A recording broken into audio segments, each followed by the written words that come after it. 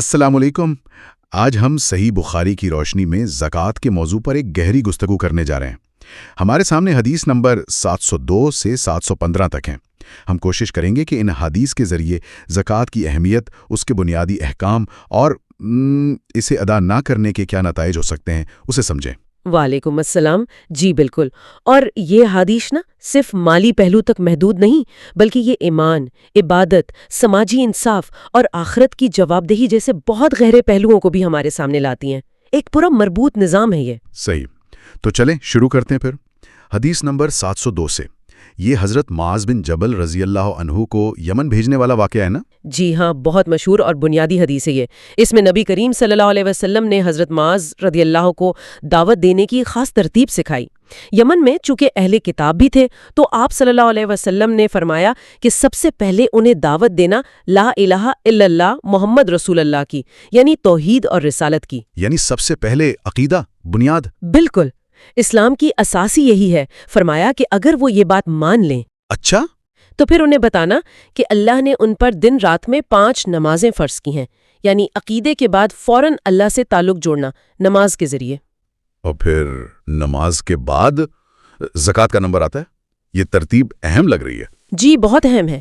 فرمایا کہ اگر وہ نماز کا حکم بھی مان لیں تب انہیں زکوٰۃ کے بارے میں بتانا کہ اللہ نے ان کے مال پر زکوٰۃ فرض کی ہے جو ان کے امیر لوگوں سے لی جائے گی اور ان کے غریبوں میں بانٹ دی جائے گی۔ یعنی پہلے ایمان، پھر اللہ سے تعلق اور پھر معاشرے کے پرتی ذمہ داری، ایک مکمل پیکج۔ بالکل، یہ تدریجی حکمت عملی ہے۔ پہلے بنیادیں مضبوط ہوں، پھر سماجی اور معاشی ذمہ داریاں، اور زکوٰۃ یہاں ایک حق کے طور پر ہے، کوئی خیرات نہیں بس۔ صحیح۔ اچھا، اب آتے ہیں حدیث 703 اور 704 کی طرف۔ یہ دونوں جنت میں لے جانے والے اعمال سے متعلق ہیں۔ جی، دونوں ملتی جلتی ہیں لیکن تھوڑا سا فرق بھی ہے۔ حدیث 703 ابو ایوب انصاری رضی اللہ تعالیٰ سے ہے۔ ایک شخص نے پوچھا کہ کون سا عمل جنت میں لے جائے گا، تو آپ صلی اللہ علیہ وسلم نے فرمایا، اللہ کی عبادت کرو، شرک نہ کرو، نماز قائم کرو، زکوٰۃ دو اور رشتہ داری جوڑو، یعنی صلہ رحمی۔ یہاں صلہ رحمی پر خاص زور ہے۔ ٹھیک، اور حدیث 704 میں؟ وہ ابو ہریرہ سے ہے۔ جی، اس میں ایک دیہاتی نے آ کر یہی سوال کیا۔ آپ صلی اللہ علیہ وسلم نے فرمایا، اللہ کی عبادت کرو، شرک نہ کرو، فرض نمازیں پڑھو، فرض زکوٰۃ دو اور رمضان کے روزے رکھو۔ اچھا، اس میں رمضان کے روزوں کا ذکر ہے، صلہ رحمی کا نہیں۔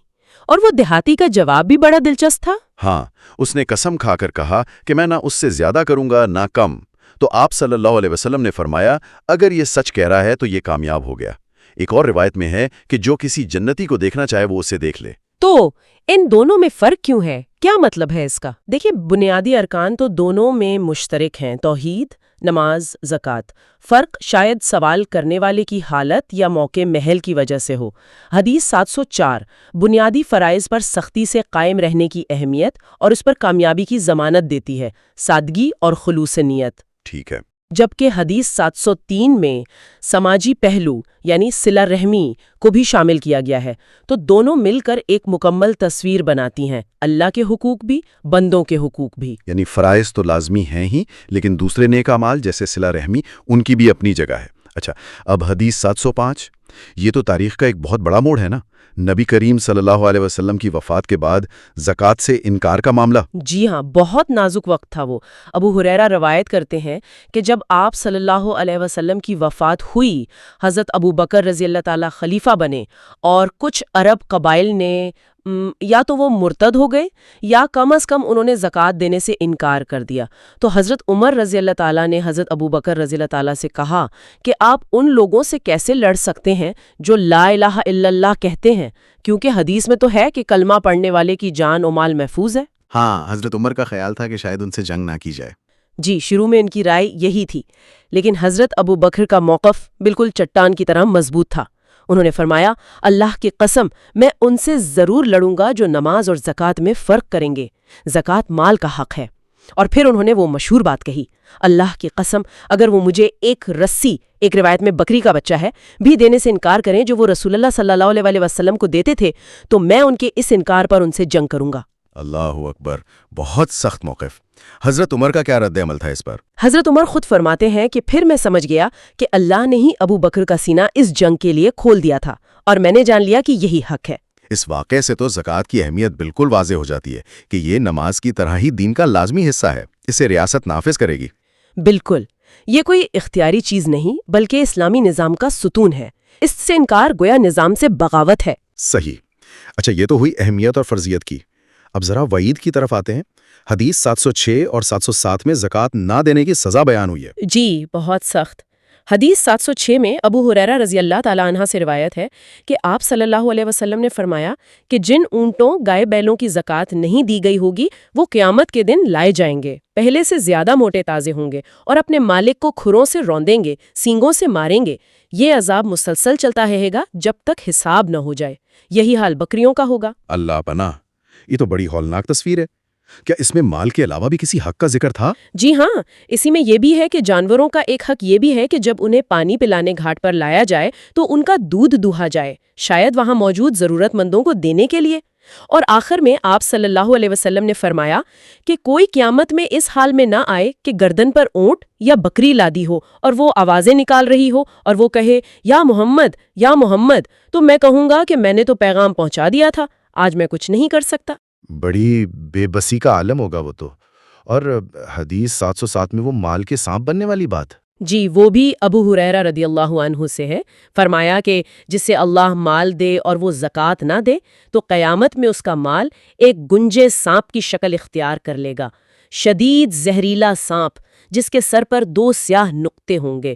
وہ اس کے گلے کا طوق بن جائے گا، اس کے جبڑے پکڑے گا اور کہے گا میں تیرا مال ہوں، میں تیرا خزانہ ہوں۔ اور پھر آپ صلی اللہ علیہ وسلم نے وہ آیت بھی تلاوت فرمائی۔ جی، سورہ آل عمران کی آیت 180، جس کا مفہوم یہی ہے کہ بخل کرنے والے اسے اپنے لیے اچھا نہ سمجھیں، یہ برا ہے، اور یہی مال قیامت میں ان کے گلے کا طوق بنے گا۔ یہ دونوں حدیثیں تو واقعی انسان کو ہلا کر رکھ دیتی ہیں کہ جس مال سے اتنی محبت تھی وہی عذاب بن جائے گا۔ بالکل، یہ تمثیلیں یہی سمجھاتی ہیں کہ مال بذات خود کچھ نہیں، ہمارا رویہ اسے رحمت یا زحمت بناتا ہے۔ اللہ کا حق ادا نہ کیا تو یہی وبال ہے۔ اچھا، تو یہ سخت وعیدیں سن کر پھر سوال آتا ہے کہ زکوٰۃ دینی کس پر فرض ہے؟ کیا سب پر؟ حدیث 708 اس بارے میں ہے نا، نصاب کے بارے میں۔ جی، حدیث 708 میں نصاب یعنی وہ کم از کم مقدار جس پر زکوٰۃ فرض ہوتی ہے اس کا ذکر ہے۔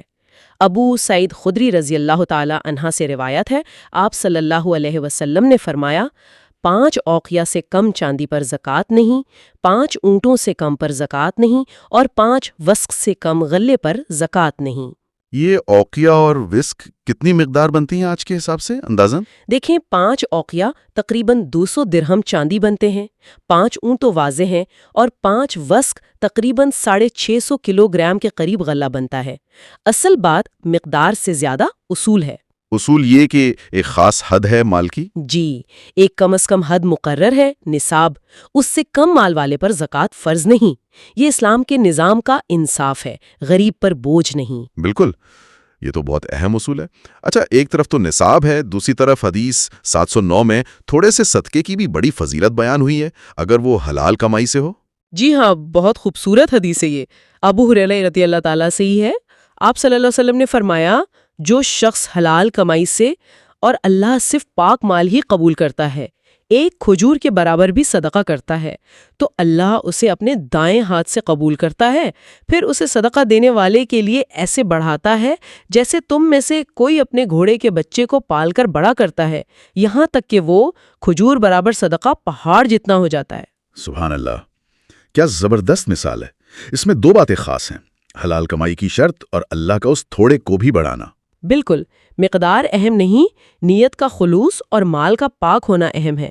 حرام سے لاکھوں دو قبول نہیں، حلال سے ایک کھجور بھی دو تو وہ اللہ کے ہاں پہاڑ بن سکتی ہے۔ یہ ہر ایک کو ترغیب ہے کہ اپنی حیثیت کے مطابق ضرور دے۔ واقعی یہ بہت امید دلانے والی بات ہے۔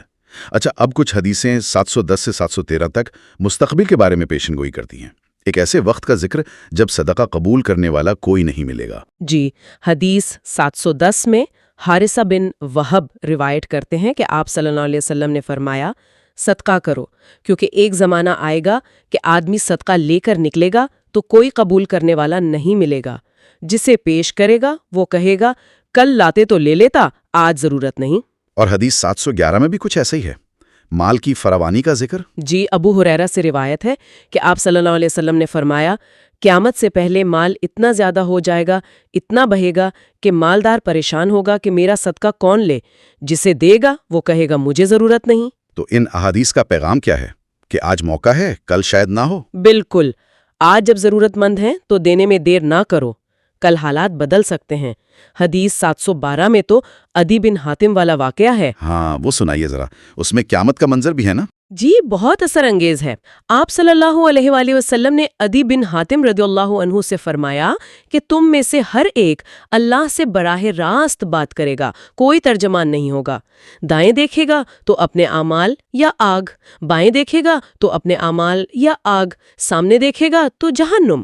فرمایا لہٰذا آگ سے بچو، خواہ کھجور کے ایک ٹکڑے سے ہی صحیح، اور اگر وہ بھی نہ ہو تو اچھی بات کہہ کر؟ جی، تو اچھی بات کہہ کر ہی آگ سے بچو۔ اسی روایت میں یہ بھی ہے کہ آپ صلی اللہ علیہ وآلہ وسلم نے فرمایا ایک وقت آئے گا کہ آدمی سونے کا صدقہ لے کر نکلے گا، کوئی لینے والا نہیں ملے گا۔ اللہ اکبر! یعنی صدقہ چاہے تھوڑا ہو یا اچھی بات، یہ سب جہنم سے بچاؤ کا ذریعہ ہے، اور وقت ہاتھ سے نہ جانے دیں۔ حدیث 713 میں بھی یہی بات ہے۔ جی، ابو موسیٰ اشعری رضی اللہ عنہ سے روایت ہے، وہی مضمون کہ سونے کا صدقہ لے کر گھومے گا کوئی قبول نہیں کرے گا، اور ساتھ میں ایک اور نشانی بتائی کہ مرد کم ہو جائیں گے، عورتیں زیادہ، حتیٰ کہ ایک مرد کی پناہ میں 40 عورتیں ہوں گی۔ یہ سب قیامت کی نشانیاں ہیں، لیکن اصل زور اس بات پر ہے کہ آج عمل کا وقت ہے۔ بالکل، یہ ساری احادیث ہمیں جھنجھوڑ رہی ہیں کہ آج جو موقع میسر ہے اسے غنیمت جانو۔ اچھا، یہ تو مستقبل کی بات ہوئی، اب ذرا ماضی میں چلتے ہیں، صحابہ کرام رضی اللہ عنہم کے دور میں۔ حدیث 714 میں ابو مسعود انصاری رضی اللہ عنہم کیا بتا رہے ہیں؟ ابو مسعود انصاری ایک طرح کا موازنہ کر رہے ہیں اپنے زمانے اور صحابہ کرام کے زمانے کا۔ وہ فرماتے ہیں کہ جب آپ صلی اللہ علیہ وسلم ہمیں صدقے کا حکم دیتے تو ہم میں سے کوئی بازار جا کر مزدوری کرتا، بوجھ اٹھاتا اور ایک مد تقریباً 1.25 کلو اناج کما کر لاتا اور اسے صدقہ کر دیتا۔ یعنی اتنی تنگی میں بھی؟ جی، اور پھر وہ کہتے ہیں کہ جبکہ آج تم میں سے بعض کے پاس لاکھ درہم دینار ہے۔ اس میں کیا سبق ہے؟ کیا وہ بعد والوں پر تنقید کر رہے ہیں؟ تنقید سے زیادہ شاید ایک حسرت ہے۔ وہ بتا رہے ہیں کہ صحابہ کا جذبہ کیا تھا، انتہائی کمی کے باوجود حکم پر عمل کرنے کا شوق، محنت اٹھا کر بھی دینا۔ اصل چیز مال کی مقدار نہیں، وہ دینے کا جذبہ اور اخلاص ہے۔ یہ ہمیں سوچنے پر مجبور کرتا ہے کہ کیا ہمارے پاس زیادہ ہونے کے باوجود وہ جذبہ ہے؟ واقعی بہت گہری بات ہے۔ مال کم ہو یا زیادہ، نیت اور جذبہ اصل ہے۔ اچھا، اب آخری حدیث اس سلسلے کی، حدیث 715، حضرت عائشہ رضی اللہ عنہا کا بیان کردہ واقعہ۔ جی، یہ بھی بہت پیارا واقعہ ہے۔ حضرت عائشہ فرماتی ہیں کہ ایک عورت اپنی 2 بیٹیوں کے ساتھ آئی کچھ مانگنے۔ کہتی ہیں کہ میرے پاس اس وقت صرف ایک کھجور تھی، میں نے وہی دے دی۔ اچھا۔ اس عورت نے وہ کھجور لی، اس کے 2 ٹکڑے کیے اور اپنی دونوں بیٹیوں کو دے دیا، خود نہیں کھایا، پھر وہ چلی گئی۔ خود بھوکی رہی مگر بچیوں کو کھلا دیا۔ جی، ایثار کی اعلیٰ مثال۔ جب نبی کریم صلی اللہ علیہ وسلم تشریف لائے تو حضرت عائشہ نے یہ واقعہ سنایا تو آپ صلی اللہ علیہ وسلم نے فرمایا، جس شخص کو ان بیٹیوں کی وجہ سے آزمایا جائے، یعنی جسے بیٹیاں ملیں اور وہ ان کی پرورش کرے اور وہ ان کے ساتھ اچھا سلوک کرے، تو یہ بیٹیاں اس کے لیے جہنم کی آگ سے ڈھال بن جائیں گی۔ سبحان اللہ! اس ایک واقعے میں کتنے سبق ہیں۔ ماں کا ایثار، حضرت عائشہ کی سخاوت اور بیٹیوں کی پرورش کی عظیم فضیلت۔ بالکل، یہ حدیث تنگ دستی میں بھی دینے کی ترغیب دیتی ہے، بیٹیوں کو رحمت قرار دیتی ہے اور ان کی اچھی پرورش کو نجات کا ذریعہ بتاتی ہے۔ یہ بھی صدقہ اور ہمدردی کے وسیع مفہوم کا حصہ ہے۔ جزاک اللہ۔ ان تمام احادیث 702 سے 715 تک، ان پر بات کر کے یہ تو بالکل واضح ہو گیا کہ زکوٰۃ کیوں اسلام کا اتنا اہم ستون ہے۔ یہ صرف پیسے کا معاملہ نہیں، یہ تو ایمان، اللہ سے تعلق، معاشرتی ہمدردی، مال کی پاکیزگی اور آخرت کی فکر، سب کچھ اس میں شامل ہے۔ آپ نے بالکل صحیح کہا۔ یہ احادیث ہمیں سوچنے پر مجبور کرتی ہیں کہ ہمارا مال کے ساتھ تعلق کیسا ہے۔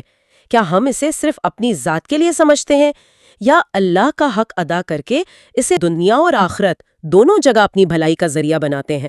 زکوٰۃ کی اصل روح صرف رقم نکالنا نہیں، بلکہ وہ احساس ہے، وہ ہمدردی ہے، وہ اللہ کی رضا کا جذبہ ہے۔ بالکل۔ اچھا، ان ساری باتوں کی روشنی میں ایک سوال ذہن میں آتا ہے، شاید ہمارے سننے والے بھی اس پر سوچیں۔ آج کل جیسے ادارے زکوٰۃ جمع اور تقسیم کرتے ہیں، جو کہ ایک منظم طریقہ ہے، بہت اچھا ہے، لیکن کیا اس سے وہ جو ذاتی تعلق تھا، براہ راست کسی کی مدد کرنے کا احساس، وہ کہیں کم تو نہیں ہو گیا؟ یہ ایک اہم نقطہ ہے، قابل غور بات ہے۔ تو کیا ہمیں زکوٰۃ کی ادائیگی کے ساتھ ساتھ انفرادی طور پر بھی ضرورت مندوں سے جڑنے، ان کی خبرگیری کرنے کی ضرورت ہے تاکہ وہ اصل روح، وہ ہمدردی، وہ زندہ رہے؟ اس پر سوچا جا سکتا ہے۔ جی، یہ واقعی ایک اہم پہلو ہے۔ اللہ تعالی ہم سب کو زکوٰۃ کی اہمیت اور اس کی روح کو سمجھنے اور صحیح معنوں میں عمل کرنے کی توفیق عطا فرمائے۔ آمین۔ اسی دعا کے ساتھ آج کی گفتگو یہیں ختم کرتے ہیں۔ امید ہے سننے والوں کے لیے یہ مفید رہی ہوگی۔ السلام علیکم ورحمۃ اللہ وبرکاتہ۔